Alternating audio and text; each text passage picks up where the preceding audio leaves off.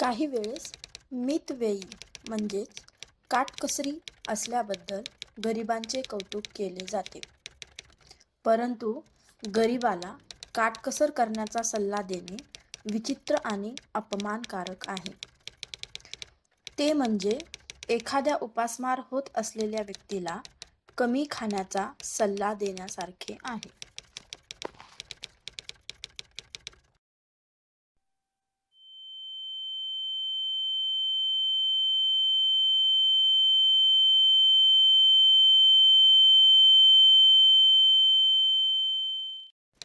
भीक मागायच्या बाबतीत बोलायचे झाले तर हिसकावून घेण्यापेक्षा भीक मागणे सुरक्षित आहे, परंतु भीक मागण्यापेक्षा हिसकावून घेणे अधिक चांगले आहे, नाही का?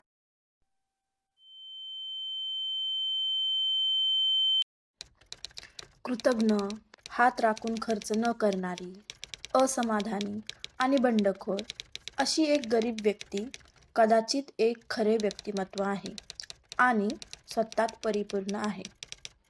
एक प्रकारे ती एक सुदृढ निषेध करत असते.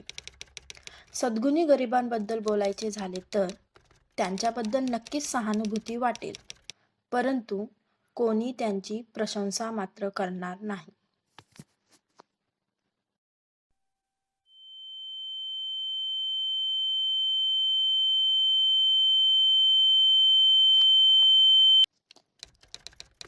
एखाद्या गरीब व्यक्तीला जिवंत राहण्यासाठी आर्थिक मदत करून ते दारिद्र्याचा प्रश्न सोडवण्याचा प्रयत्न करतात, परंतु हा समस्येवरील योग्य उपाय नाही, तर त्यामुळे समस्या आणखीन जटिल होते.